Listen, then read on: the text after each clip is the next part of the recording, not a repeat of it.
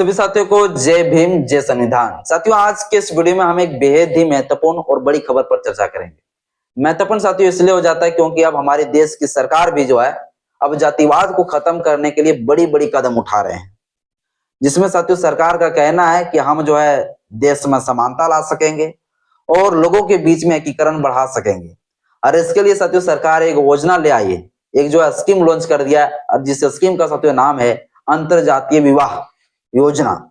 अब इससे साथियों होगा क्या? इससे साथियों सरकार का कहना है कि जब अंतरजातीय को विवाह करेंगे, यानी कि शेड्यूल कास्ट का व्यक्ति अगर मान लीजिए ओबीसी के लड़कियों से या तो फिर शेड्यूल कास्ट का कोई व्यक्ति जो है जनरल कास्ट की जो महिलाएं या लड़के से अगर शादी करेंगे तो उन लोगों को जो है एक प्रोत्साहन राशि देंगे सम्मान के तौर पर, ताकि जो है जातिवाद खत्म होगा और लोगों के बीच में जो है समानता बढ़ेगी, एकीकरण बढ़ेगा।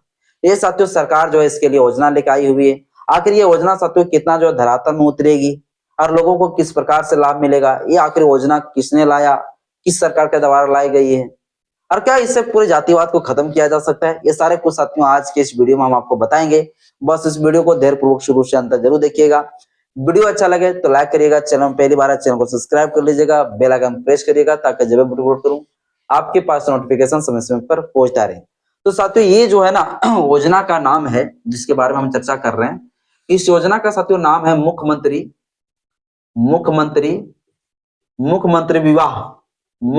विवाह प्रोत्साहन अनुदान योजना। ये साथियों जो है इस योजना का नाम है। और यह योजना साथियों किस सरकार के द्वारा लागू किए गए? तो यह योजना साथियों लागू किए गए बिहार सरकार के द्वारा।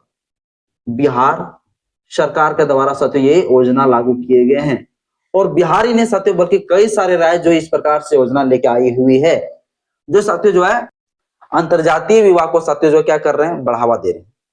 तो इस योजना के तहत साथियों किसको मिलेगा लाभ?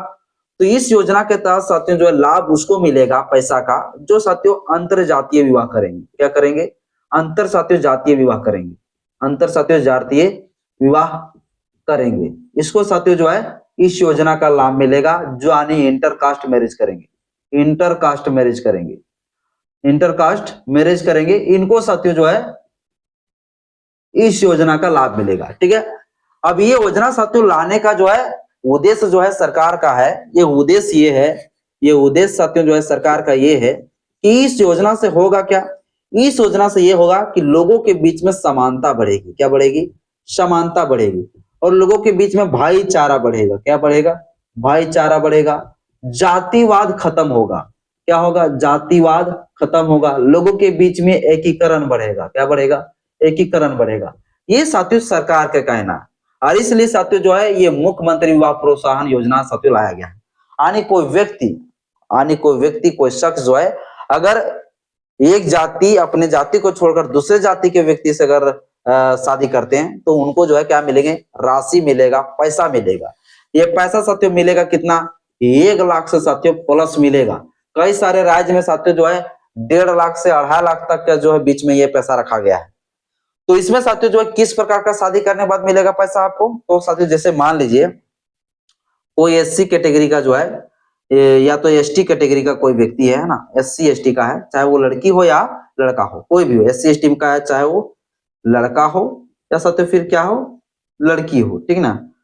और ये जो है एससी एसटी अगर ये जो है ओबीसी के साथ, ओबीसी या फिर जनरल जो लोग हैं उन लोगों के साथ अगर विवाह करता है, यानी कि ये ओबीसी लोग जो है, ये जनरल लोग जो है यदि एससी एसटी के कैंडिडेट से व्यक्ति से अगर कोई शादी करता है तो फिर साथियों क्या मिलेगा? उन्हें 1 लाख रुपया मिलेगा। आप लोग जानते हैं कि आज के समय में जो अंतरजातीय विवाह को या तो उसे पाप माना जाता है या तो समाज के रूप में उसे बहिष्कार कर दिया जाता है ना।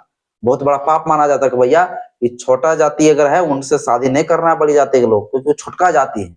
इस प्रकार से लोग जो है उसे घृणा नजर से देखते हैं और अगर किसी तरह से कर भी लिए तो फिर जो उसे समाज के लोग बहिष्कार कर देते हैं या तो फिर मर्डर कर देते हैं। अभी बहुत सारे बिहार में भी घटना घटा है, बिहार में तो हमेशा घटना घटते रहती है। यानी कि एक जो है शेड्यूल कास्ट का कोई लड़का है अगर बड़ी जाति की लड़की से अगर शादी कर लिया तो फिर जो है ये चीज बर्दाश्त नहीं कर पाते हैं। कौन बर्दाश्त नहीं कर पाते हैं? ये लड़की पार्टी के लोग, जो बड़े जाति के लोग होते हैं। वही अगर बड़ी जाति का अगर कोई अगर लड़का हो और अगर छोटी जाति का लड़की को ले आते उठाकर शादी कर लेते हैं तो फिर कुछ नहीं करता है, हल्का फुल्का समाज बहिष्कार कर देता है कि छोटका जाति वाला, लेकिन मारता नहीं। लेकिन अगर एक शेड्यूल कास्ट और शेड्यूल ट्राइब का अगर कोई लड़का बड़ी जाति के लड़की से शादी कर ले तो उस लड़के को गोली मार दिया जाता है। ये साथियों बिहार का क्या पूरा भारत का जो है इस प्रकार से भी ये घटना घट रही। महाराष्ट्र में भी हाल फिलहाल देखिए घटना घटा, उसे गोली मार दिया गया। बिहार में भी घटना घटा था, उसे गोली मार दिया कॉलेज में जाके, सिर्फ वो क्या किए थे, अंतरजातीय विवाह किए थे। तो इस प्रकार से साथियों हमारे देश में जो घटना घट रही है अंतरजातीय विवाह की वजह से, कानून तो कहता है भैया कोई भी व्यक्ति यानी कोई भी लड़का हो या लड़की हो किसी भी जाति के साथ किसी भी धर्म के साथ शादी कर सकता है, कानून कभी शादी करने के लिए नहीं रोकता। लेकिन समाज क्या करता है, उसको बहिष्कार कर देता है, समाज बहिष्कार करता है या तो फिर उसे मार दिए जाते हैं, एक प्रकार का जो है घटना का अंजाम दे दिए जाते हैं। तो ये सारी चीजें को रोकने के लिए और समाज के अंदर जो एक भाईचारा बढ़ाने के लिए ये योजना लाने का मुख्य उद्देश्य है, ताकि लोगों को ये लगे कि सरकार भी ऐसा चाह रहा है कि जातिवाद खत्म हो और लोगों के बीच में समन्वय बढ़े, भाईचारा बढ़े।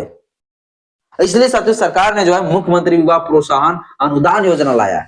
यानी कोई व्यक्ति अगर SC ST का कोई लड़का हो या तो SC ST का कोई लड़की हो, अगर OBC या जनरल कास्ट के जो है से शादी करता है या तो जनरल कैटेगरी के जो लोग हैं वो शेड्यूल कास्ट शेड्यूल ट्राइब के साथ अगर शादी विवाह करते हैं तो वो जो जोड़ी होंगे, वो जो कपल होंगे, तो उन दोनों को जो है पति पत्नी को जो है क्या मिलेगा, 1 लाख रुपया जो है अनुदान राशि मिलेगा इस योजना के तहत, ताकि जातिवाद पूरी तरीके से क्या हो, खत्म हो। ये बिहार सरकार ने साथियों स्टेप लिया है, लेकिन ये बिहार सरकार नहीं बल्कि ये पूरी भारत में अगर ऐसा कानून बननी चाहिए और जिस कानून के तहत जो है ऐसी जो है एक प्रोत्साहन लोगों को देनी चाहिए, जिससे हमारे लोग में क्या आवे, एक साथियों जो है एक प्रेरणा आवे कि हम लोगों को शादी करना चाहिए अंतरजातीय विवाह।